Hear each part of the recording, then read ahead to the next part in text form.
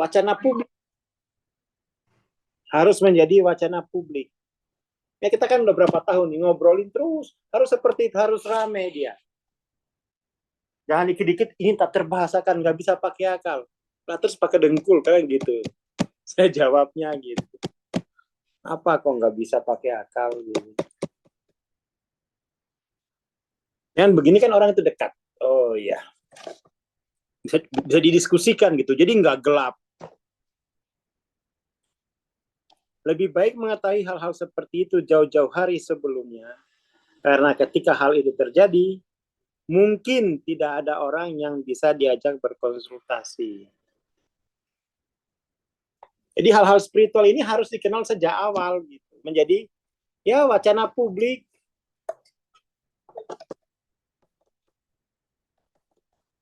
Oleh karena itu, beberapa informasi memiliki nilai praktis dan mencegah kekhawatiran atau kebingungan. Jadi kita bisa menyembuhkan penyakit-penyakit melalui jalur pencerahan. Itu kan harus didiskusikan, harus sering diucapin gitu kan. Jangan kemudian kok pencerahan ini hanya urusan dengan surga neraka, wajahnya gitu. Tidak membumi, tapi mengneraka, mengsurga gitu. Itu pola pikir kita tentang pencerahan itu masih kanak-kanakan. Ini rahasia, nggak sembarang wong. Ilmu tuh oleh. Aneh. Ya kayak gitu tuh udah nggak usum. Udah selesai lah pokoknya. Dibahas ini udah. Itu. Sebagian besar diskusi tentang hal-hal seperti itu dimulai dari bagian bawah skala kesadaran dan naik ke atas. Jadi tetapi dalam kasus ini penting untuk memulai dari atas dan turun ke bawah. Karena puncak skala kesadaran adalah takdir sebenarnya dari setiap siswa spiritual yang berkomitmen serius. Jadi memang itu berbeda antara kalau dibahas dari bawah ke atas, dari atas ke bawah itu beda. Ini kita di kantor baru bahas dari atas ke bawah. Ternyata lebih enak. Dengan catatan nggak ada kasus. Kalau kasus kan mulai dari bawah ke atas.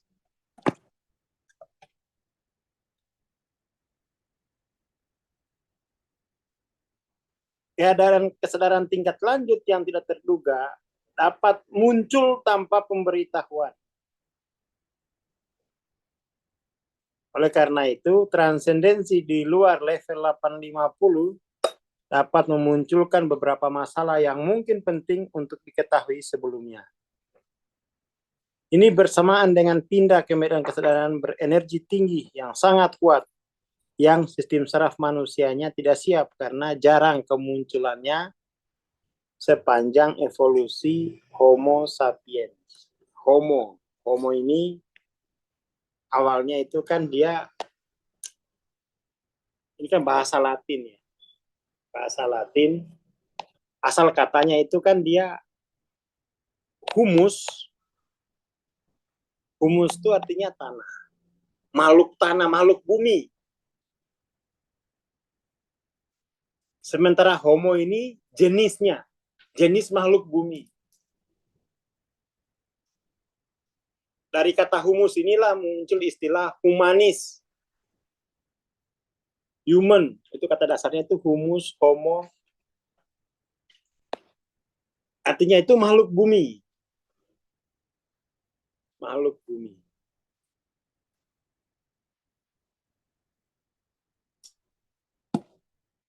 Seseorang dapat melihat bahwa ketika level meningkat, daya meningkat secara logaritmik ke level energi frekuensi tinggi. Jadi peningkatan yang sangat besar terjadi tidak hanya pada kekuatan energi itu sendiri, tetapi juga pada frekuensi getarannya. Sebuah analogi akan membandingkan kapasitas tabung vakum radio kuno dengan transistor atau kabel kapasitas 110 watt yang dibutuhkan untuk menangani arus 6000 volt. Jadi tidak kuat kabelnya ya, kebakar. Terlalu besar energinya. Secara subjektif, tubuh sesekali dapat merasakan seolah-olah saraf itu sendiri terlalu tertekan. Ini dapat dialami sebagai sensasi terbakar yang tidak nyaman dan tidak umum. Seolah-olah aura seseorang sedang terbakar.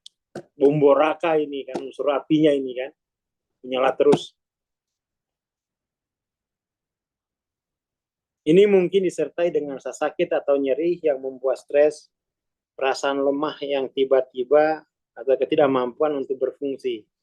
Tapi ini jarang lah ya, jangan sampai kemudian, Bang, saya kok akhir ini lemah ya, stres. Apa saya udah 900? Ya enggak, paling ya 50.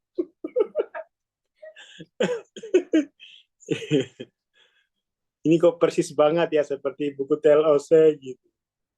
Karang-karang DW. Perubahan-perubahan ini biasa terjadi dalam sejarah mistikus atau dalam kisah-kisah orang bijak terkenal di zaman kuno yang berbagi masalah dan penderitaan mereka alami. Ini ya, tapi nggak selalu lah ya, tergantung lah ya, subjektif kok ini. Kemampuan untuk melakukan penelitian kesadaran pribadi dengan menggunakan teknik diagnostik tes otot dapat sangat membantu pada tahap ini, dan dengan doa semua sumber perlawanan dapat diintuisi atau disadari. Pada tingkat yang sangat maju, bukanlah ego pribadi yang darinya resistensi dan posisi muncul, melainkan dari kesadaran kolektif umat manusia gitu ya. Jadi kesadaran kolektif itu bisa menjadi resistensi.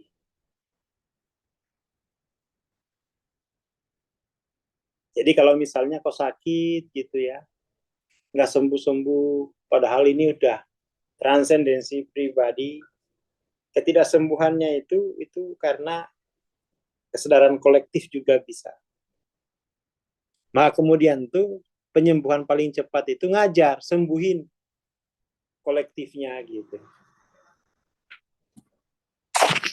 Sembuhin kesadaran kolektif. Jadi untuk menemukan sumber konflik, tidaklah begitu bermanfaat melihat kesadaran pribadi seseorang, melainkan melihat tingkat kesadaran umat manusia secara keseluruhan dalam pergerakan utamanya sepanjang waktu.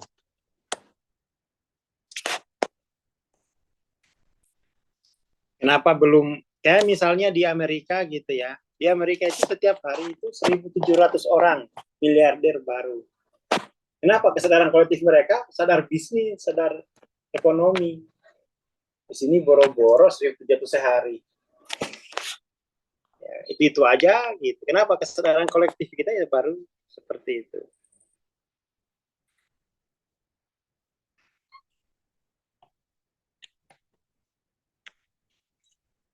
Jadi memang itu pada akhirnya yang dibutuhkan tuh kecepatan ya, kecepatan.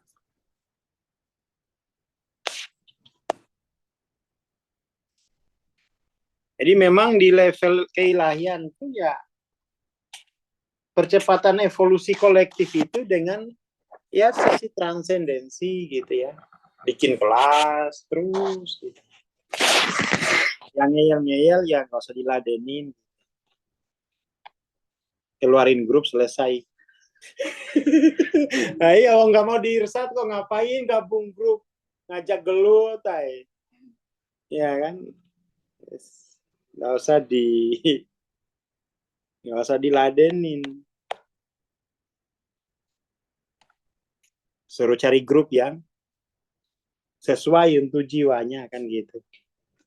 Dulu gitu aku waktu grup Power Force. Kalau nggak tak keluarkan kesadaran kok gitu. Lah ngapain aku?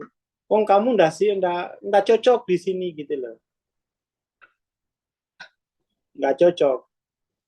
Kamu cocoknya di sana gitu.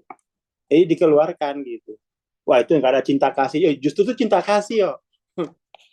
Dicarikan nature sesuai dengan jenis rasa kesayaan. Ya kamu sini nggak cocok gitu, gituin aja gitu. Nggak harus diterima apa adanya. Ya enggak lah, wong dia jenis rasa kesayangannya beda.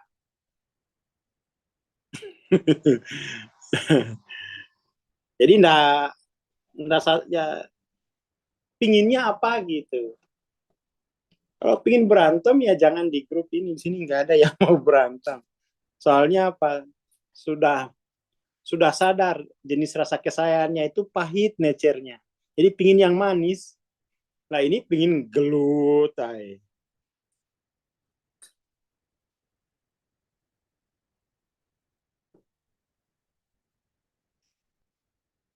Jadi seperti itu. Jadi kelompokan. Jadi yang nggak setuju itu dikelompokkan. Lalu udah tinggalkan. Cari yang pingin transendensi. Kalau yang nggak pingin ngapain? Gitu. Karena ini kita berburu kesadaran kolektif gitu. Kita pingin cepat-cepat kesadaran kolektif ini terangkat ya. Sehingga generasi yang datang itu udah enteng. Jadi kehidupan dunia ini memberikan peluang maksimum untuk evolusi kesadaran melalui pelepasan beban karma negatif dan pengumpulan karma positif baik secara individu maupun kelompok. Jadi karma positif juga dikumpulkan kan secara sosial. Apa yang kita terima hari ini kan karma positif dari para ilmuwan-ilmuwan di masa lampau. Makanya kita bisa hahihi lewat WA gitu.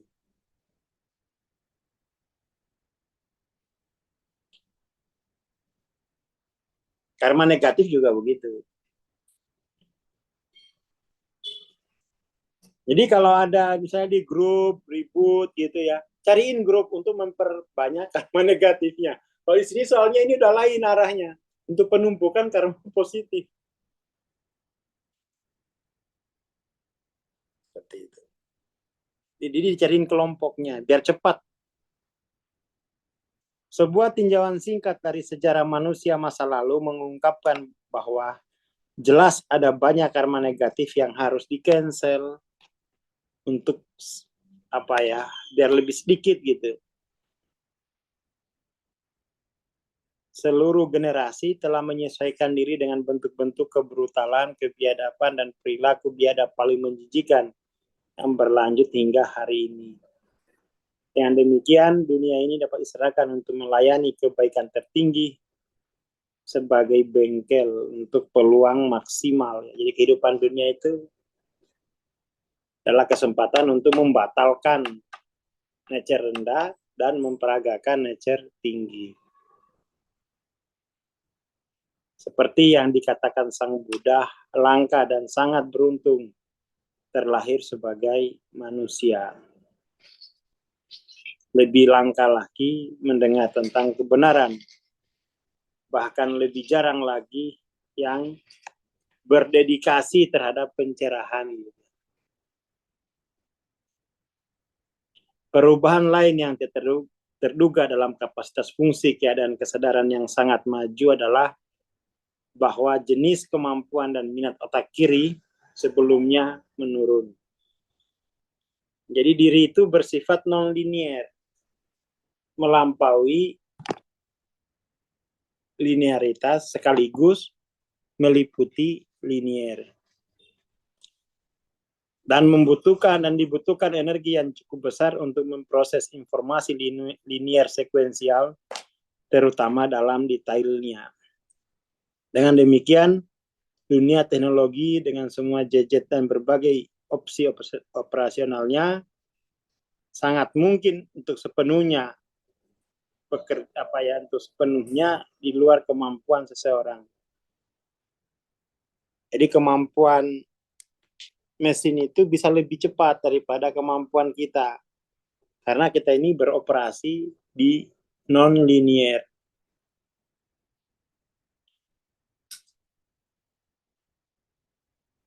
Kecuali jika perangkat bekerja dengan hanya seklar hidup mati yang sederhana, perangkat tersebut kemungkinan akan diabaikan sama sekali.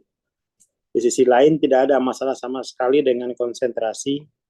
Pada kenyataannya sebaliknya, pemrosesan mental yang ditangguhkan memfasilitasi. Jadi, kita dari alam non-linear ke linear itu beda nature dan itu membutuhkan kekuatan mental ya. untuk beroperasi di linier. Kenapa? Nature-nya non-linier dia. Tahu-tahu masuk ke alam linier yang itu sangat mekanis. Makanya pengen bawanya tidur aja gitu. Karena memang bukan alamnya linier itu, bukan alamnya jiwa. Jiwa itu memang non-linier, santai. Jadi nature jiwa itu memang malas-malasan. Nature-nya. Saya kira itu dulu ya malam ini. Ini hanya pembukaan. Dan ya saya kira ini cukuplah untuk malam ini. Terima kasih. Selamat malam. Assalamualaikum warahmatullahi wabarakatuh.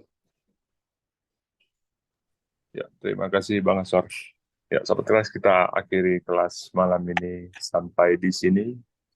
Jumpa lagi minggu depan di waktu yang sama. Selamat malam semua.